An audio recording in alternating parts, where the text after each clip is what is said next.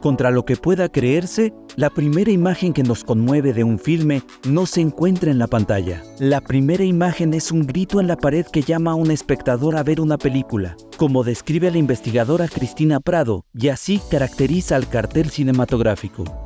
Enamorados poderosos, niñas y niños que descubren maravillas, detectives y sus enigmas, pícaros y sus tranzas, infinitas representaciones del cosmos. En los carteles cinematográficos se condensa la gran promesa que habrá de deslumbrar a nuestras butacas. Creados casi a la par del cinematógrafo, el cartel cinematográfico tiene la finalidad de promover y comercializar las películas a distintos públicos. Pero los ilustradores que los han creado, las ideas gráficas que los materializan, los sueños que condensan, hacen del cartel algo más trascendente que una herramienta publicitaria. En ellos hay contundencia, asombro, arte. Los carteles son la síntesis del cine. En Atrapasueños, la diversidad de nuestro cine, platicamos con personas que crean, conservan, se obsesionan por este arte del cartel cinematográfico. Hablamos desde su potencial publicitario hasta su vuelo estético, que como las películas, también marcan generaciones. Comenzamos.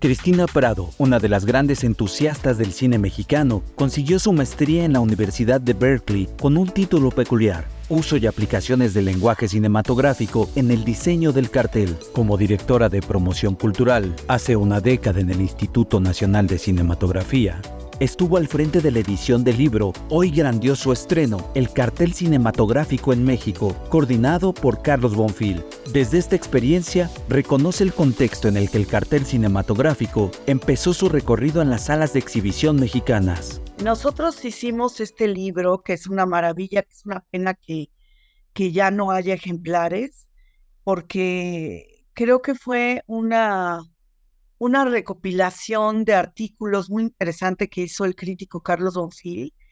Este libro que se llama Hoy Grandioso Estreno, el cartel cinematográfico en México, que lo hicimos en concordancia con la Dirección de Publicaciones, en ese entonces del CONACULTA, porque este libro, 2011, algo así, se publicó.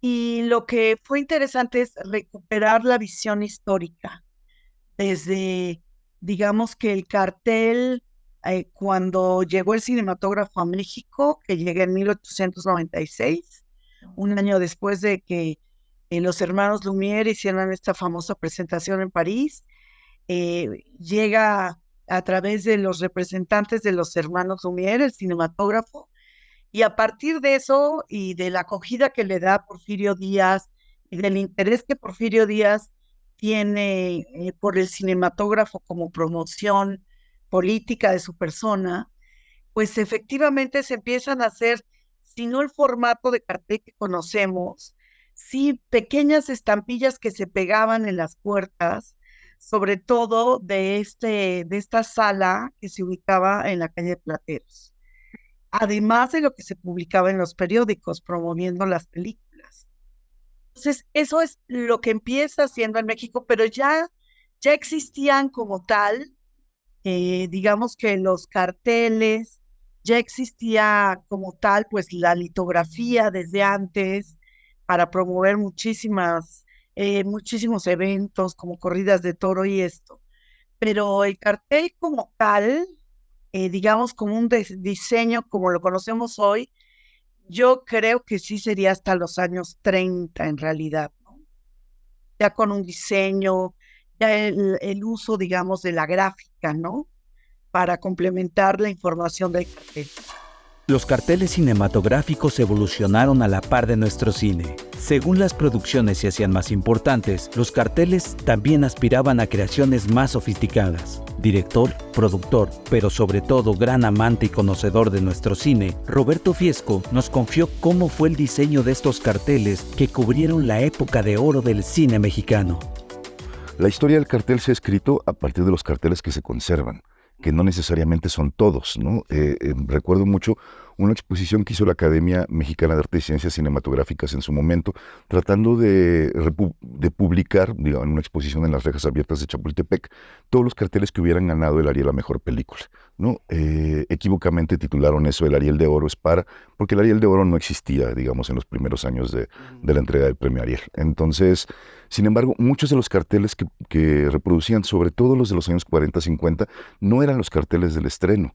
En realidad, pasa mucho con películas, digamos, que tenían más de una corrida, ¿no? Que había, por supuesto, un cartel de estreno, y conforme las películas iban reestrenando, se generaba un cartel nuevo, ¿no? Entonces, el caso más evidente, porque eran películas que se reestrenaban, a mí todavía me tocaron reestrenos de películas de los años 50, 60 de Cantinflas en mi infancia, ¿no? O sea, es decir, eran películas que no pasaban por televisión porque eran películas que seguían viéndose en las salas cinematográficas. Entonces, eso hacía que cada reestreno tenía un cartel nuevo de la película de Cantinflas. Entonces, digamos, pasó en esta exposición que lo que se veía no eran necesariamente los carteles con los que las películas se estrenaron, sino muchos de ellos eran carteles de reestreno, carteles que se diseñaron posteriormente para la salida de las películas en otro tipo de soportes como el videocassette o eventualmente el DVD. Y es curioso cómo en esta arqueología cinematográfica, si bien hay un libro fundamental y digamos que reúne como una serie de visiones, como es el caso de Hoy Grandioso Estreno, el libro coordinado por Carlos Bonfil, no hay realmente como un mapeo real, digamos, que nos pueda decir, digamos, cuál es realmente toda la historia del cartel mexicano, ¿no? Una historia, además, enorme y apasionante, porque sin duda, gracias a ella y sobre todo a la construcción de un imaginario fílmico a partir del inicio del cine sonoro, o sea, digamos, uno de los primeros carteles que recordamos es el rostro de Lupita Tovar con las manos, digamos, como en oración en el cartel de Santa de Juan Antonio Vargas Ocampo, ¿no? Que es, digamos, como un cartel muy importante porque, digo, no solamente marca la transición del cine silente al cine sonoro en nuestro país, sino además nos está dando, digamos, como una primera imagen importantísima de lo que va a ser el cartel en aquellas primeras décadas, que tiene que ver con la representación de la figura o las figuras estelares que protagonizan la película, ¿no? O sea, sin duda, el cartel mexicano ha estado unido siempre, hasta los años 60, 70, ¿no? A una representación gráfica, digamos, como del Star System nacional. Entonces, digamos, uno no puede concebir una película de Dolores del Río, de María Félix, sin la imagen de Dolores del Río y María Félix dibujada o representada o reapropiada a partir de una imagen fotográfica hacia el cartel. O sea, es decir, es impensable imaginarnos una película donde ellas no aparezcan en el cartel, ¿no? Digo que eso es muy, muy, muy propio del cartel nacional, que es poco metafórico en estos primeros años, ¿no? Después se va a volver enormemente metafórico. Al inicio, los carteles cinematográficos son una herramienta publicitaria para las películas. Con el tiempo, se convierten en objetos de coleccionismo o en objetos de estudio y patrimonio, pues participan de manera decidida en la memoria de una época. En el acervo iconográfico del Instituto Mexicano de Cinematografía, se rescata y preserva esta faceta de memoria. Ahí existen cerca de 400,000 piezas, entre carteles, fotomontajes y libros de prensa. Mesli Silva, coordinadora de este acervo, nos detalla cómo es esta labor de preservar la memoria a través del cartel cinematográfico. El acervo iconográfico que resguardamos cuenta con más de 400,000 piezas, con las que contamos son carteles, fotografías, fotomontajes, minicarteles, negativos y otros materiales que también forman parte de esta colección. Este acervo se formó a la par del acervo fílmico. No hay una película en algún formato físico o videográfico sin que tenga materiales iconográficos acompañándolo. El cartel más antiguo que tenemos es de 1929, si no mal recuerdo, hasta la última fotografía y cartel que nos acaba de llegar de Humo, por ejemplo, del 2023. El acervo iconográfico y sobre todo los carteles tienen esta doble función. Si bien son informativos y están diseñados para ser informativos y para persuadir la atención del público, también son obras de arte. Ningún cartel es igual al otro. Eso quiere decir que también el cartel es un testigo de que estamos vivos, un testigo de que se están produciendo películas, un testigo de muchísimas otras cosas, ¿no? Sobre todo de las mentes creativas que están detrás de un cartel. Creo que es igual de importante que es el director de una película, es importantísimo quién está diseñando el cartel cinematográfico. De hecho, tenemos un protocolo para que los carteles o todos los materiales iconográficos que entran al acervo puedan formar parte o puedan estar resguardados en las bóvedas.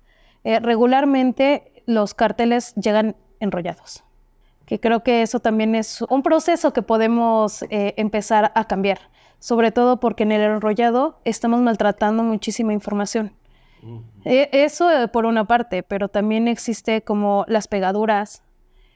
Si los colgamos para alguna exhibición, los pegamos con Durex, por ejemplo, o los perforamos con alguna, ay, no me acuerdo cómo se llama, con algún alfiler, con alguna otra cosa que también dañan los carteles. Creo que de ahí viene el hilo negro de la preservación de los carteles. Sí sirven para informar, pero también sirven para estar preservados, porque al final están hablando de toda la historia del cine. Si se pierde, por ejemplo, una película que regularmente pasa, se queda el cartel. Entonces el testigo de que la película existió es el cartel y ya no la película. Se vuelve mucho más minoritario la impresión misma de los carteles, ¿no? O sea, hoy el cartel tiene un valor mucho más para redes sociales, para el internet en general, y es terrible porque lo que vamos a encontrar en unos años, si hoy en la arqueología cinematográfica hay cientos de carteles del cine mexicano clásico que no conocemos, ¿no? O sea, que no encontramos porque no existen por la calidad del papel, que era muy frágil, etcétera, y que se perdieron para siempre. Peor va a ocurrir con esta época digital en el cual ya no hay ni siquiera impresiones de esos carteles, ¿no? Y que de pronto rastrear el archivo de ese cartel se vuelve una cosa imposible. En la última película que hicimos, La huella de unos labios, imprimimos 100 carteles, ¿no? Solamente 100 carteles, o sea, solamente hay 100 carteles. Es una impresión en offset, ¿no? O sea, digo, y solo habrá 100 carteles, ¿no?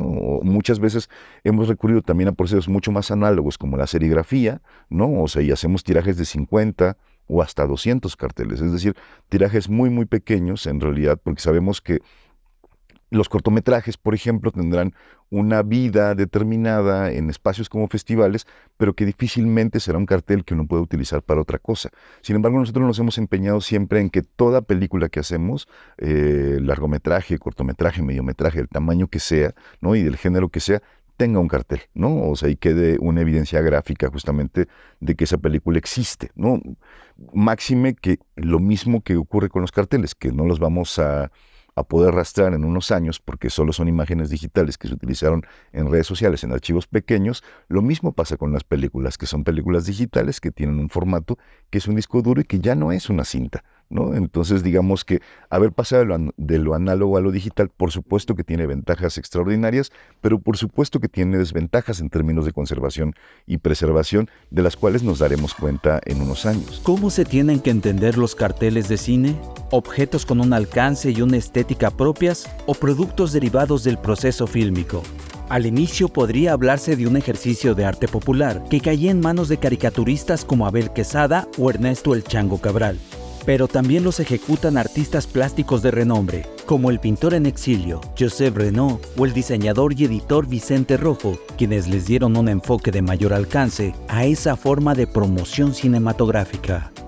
Bueno, sí, en la época de oro, sin duda alguna, fueron estos caricaturistas, y creo que era la moda, ¿no? O sea, si tú ves lo que hizo el Chango Cabral, son carteles maravillosos, con unas corporalidades fuera de serie, inexistentes, y todo este grupo que hizo el cartel, digamos que en la época de oro. Yo lo que te diría a ciencia cierta es que seguramente es porque Orozco, Diego Rivera, Siqueiros realmente ellos hacían gran formato, hacían murales. Y digo, Rivera sí efectivamente llegó a hacer muchísima pintura de caballete, pero en realidad su tendencia era el muralismo. Entonces, realmente creo que ahí puede ser que esa sea la diferencia, además de que era una técnica muy específica, era para llamar la atención sobre la película y efectivamente, si tú me preguntas, por ejemplo, las películas de Tintán en su momento le pertenecieron más al sector popular a otro sector. O sea, creo que Tintán fue escalando históricamente y hoy tiene un público de muchísimos sectores sociales, pero en su momento realmente Tintán estaba destinado más hacia las clases populares, ¿no? Entonces, justo por eso debe ser que los carteles se hacían con pues con esta visión. Claro que estamos hablando de un México de los años eh, 40, finales de los 30, 40 y 50 del siglo pasado, y claro que los gustos cambian. eh, yo te diría que el diseño del cartel hasta es una moda, ¿no? O sea, hoy es raro que se utilice la ilustración, se utiliza la fotografía y no falta nada para que sean carteles completamente digitales. Con la llegada de los ambientes y formatos digitales, el cartel cinematográfico también ha debido adaptarse a estas nuevas formas. Desde su empresa, Showbiz, el ilustrador Oliver Meneses se ha convertido en una importante referencia en la creación de carteles, con más de 400 trabajos que también incluyen teatro y series de televisión. Entre sus imágenes más representativas están los carteles de Los insólitos peces gato, de Claudia Sanluz, Geli, de Amat Escalante, o Güeros, de Alonso Ruiz Palacios. ¿Cómo ha sido para Oliver esta transición entre lo impreso y lo digital?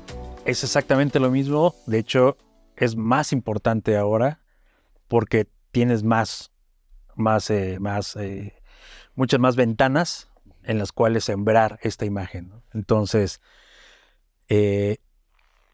no solo las redes sociales e internet se convirtió en una parte vital de cualquier campaña de películas o series o teatro o deportes, etcétera, sino que se convirtió también en un medio. Entonces, antes hacíamos un tráiler y había una versión de audio para spots de radio de 20 segundos generalmente, y había un spot de tele con campañas que tenían mucho dinero detrás. Había campañas de 20 segundos para algún tráiler, spot de tele, ¿no? Y solo en cines, ¿no? Es como cerrábamos.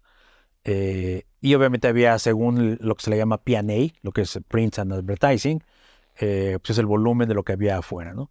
Y esto pues comprende lo que siempre ha comprendido y comprende hasta ahora, ¿no? Que son que veas la valla, que veas un espectacular, que veas un parabús, que veas un camión, que veas los medios dentro del cine, etc.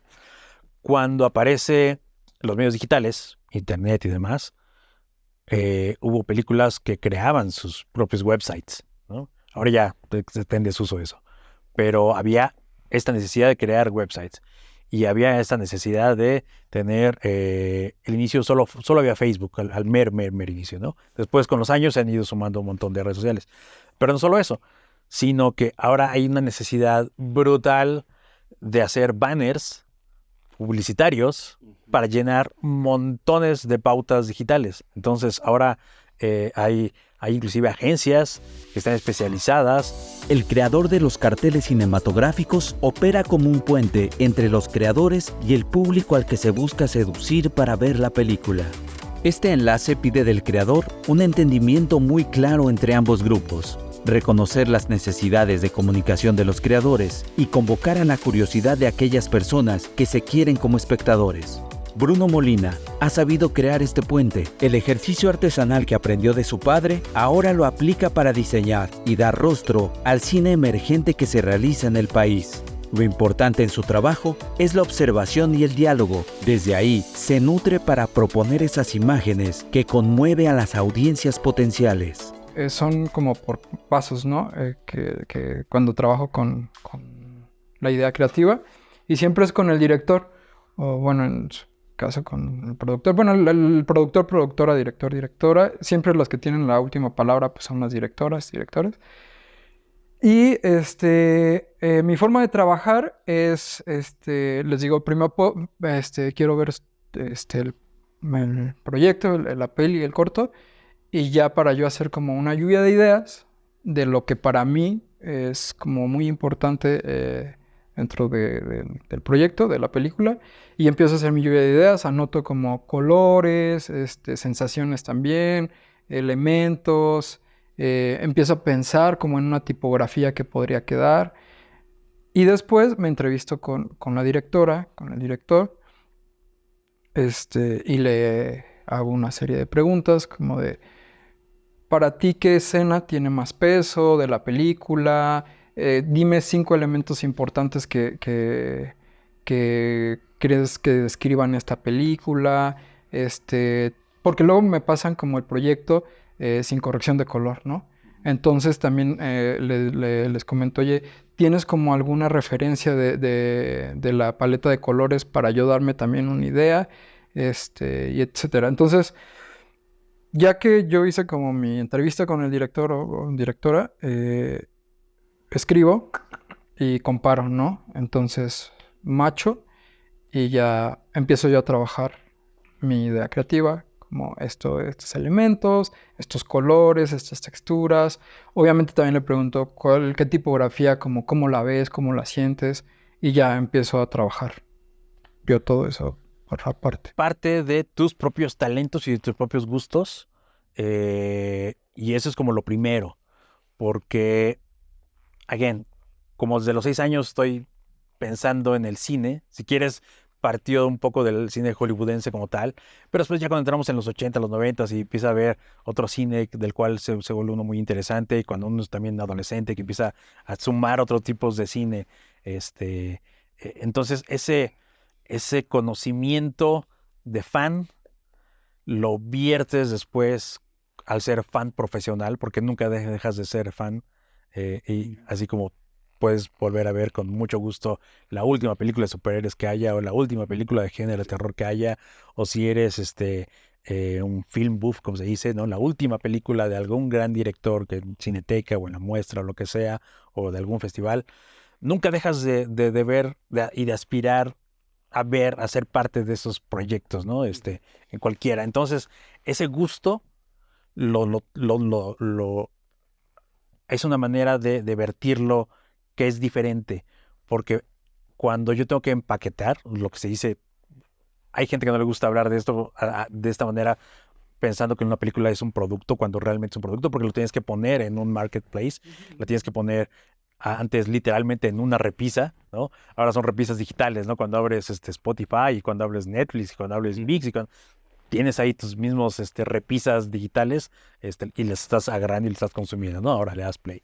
Pero antes eran DVDs y Blu-rays, y antes eran en Blockbuster VHS, ¿no? Entonces sí había repisas que consumir. Entonces, lo que tenemos que hacer nosotros, los que llegamos a la mercadotecnia y el entretenimiento, es encapsular esa emoción. Es lo que te decía, que sí hay una responsabilidad fuerte en los diseñadores de carteles, porque tienes que atrapar al público, al espectador, y sí lo tienes como... Es lo que pasa con las plataformas, ¿no? Por ejemplo, yo busco a veces, no me voy por el título, sino algo que me atrape visualmente, que me atrae y digo, bueno, esto se ve interesante, ¿no? El color, la iluminación, el juego de la composición de las letras, de la tipografía, y luego ya me voy a lo que sigue, que es la sinopsis, ¿no? O luego la calificación, etcétera. Pero sí, lo primero es justo la responsabilidad de atrapar o de llamar la atención del espectador para que diga, bueno, esto se ve interesante, ¿no? O puede estar padre. Junto con el cartel, se ha creado todo un paquete de herramientas promocionales para las películas. En tiempos de lo impreso, también era de gran importancia los fotomontajes o afiches, además del pressbook, que permitía hacer llegar la información de una película a los medios.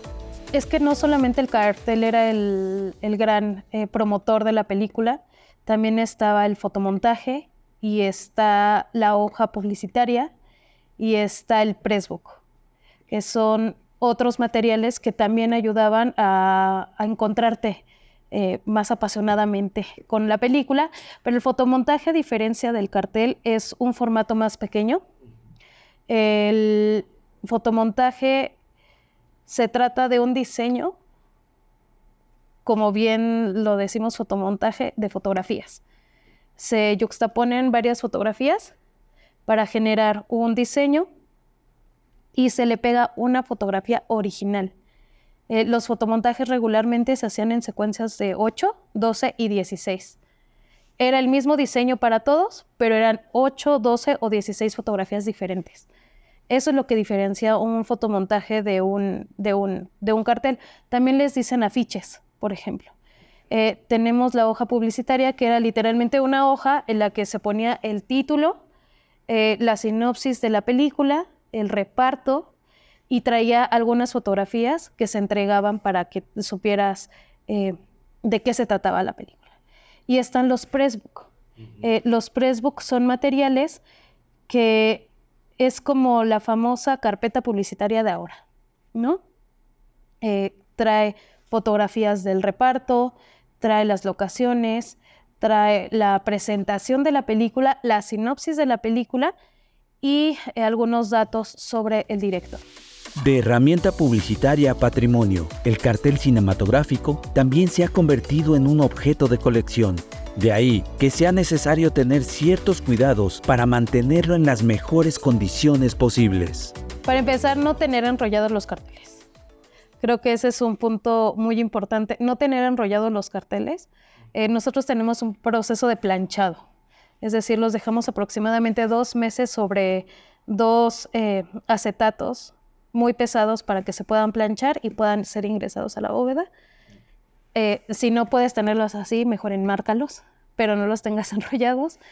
Y sobre todo si son fotomontajes o fotografías, que también existen muchas, es mantenerlas en un espacio que no estén expuestos directamente a la luz del sol, en un espacio seco, que no tenga humedad y sobre todo, si tienes un álbum de fotografías, está bien que lo tengas ahí y que no esté expuesto al polvo tampoco, pero sí recomendaría tenerlos en una cajita con algún separador, al final los procesos y los materiales de conservación no son baratos, entonces sí tenerlos como con hojitas de cebolla separados para que no se vayan a maltratar los materiales. No, es fundamental. Yo no conozco una película que no salga con su cartel. Y yo me refiero un poco a que hoy las pantallas, por ejemplo, van a buscar diseños digitales, porque hoy con la realidad aumentada, por ejemplo, o sí, básicamente realidad aumentada con la inteligencia artificial, con la tendencia a tratar de que el metaverso se introduzca en nuestras vidas, que aún pues creo que no lo han logrado, lo logrará, pero todas estas tendencias, la misma impresión 3D, en fin, van a generar nuevos soportes de cartel, ¿no? Yo te diría, pero el contenido del cartel tiene que ser el básico, ¿no? El título, básicamente lo que tiene es el título, en un tagline o una frase vendedora, tiene todo el blog de información que tienes abajo, ¿no? Que define muy bien quién es la casa productora, el director, el talento, en fin, todo eso. Digamos que hay ciertos elementos que construyen al cartel que van a estar ahí. Y tú decidirás si es una foto, si es una ilustración, o hoy en día será una animación. O sea, porque la realidad aumentada ya llegó en Asia, algunas pantallas, ¿no? Marquesinas de cartel en los cines, la verdad ya utilizan realidad aumentada, porque es lo que llama la atención a los espectadores cuando llegan a los cines. Aquí la verdad no lo he visto tanto, lo he visto un poco en parabuses, pero creo que ya después como que lo quitaron porque se volaban los parabuses, pero seguramente va a suceder eso ya en los cines. Lo que pasa es que es una tecnología cara, ¿no? Y entonces, pero a mí me encantaría ver un cartel que te hable, ¿no? Simplemente que con la inteligencia artificial que te hable, que esté en realidad aumentada, que el mismo cartel salga de su caja y te invite a pasar a la película. Eso sería lo lúdico y creo que hacia allá vamos. El cartel cinematográfico habla de cine, pero también de una época, de sus aspiraciones, sus adversidades, sus formas de evadir y confrontar la realidad. Conversa desde sus personajes exaltados hacia la comedia o el drama, desde sus metáforas sobrias o abigarradas, desde el gran ingenio de los ilustradores para cifrar en ese espacio el alma entera de una película. El cartel cinematográfico de México es pasión, memoria, patrimonio, asombro estético, pero es sobre todo seducción. El grito de las paredes que nos invita, que nos urge a que vayamos a la butaca y nos dejemos sumergir en la pantalla.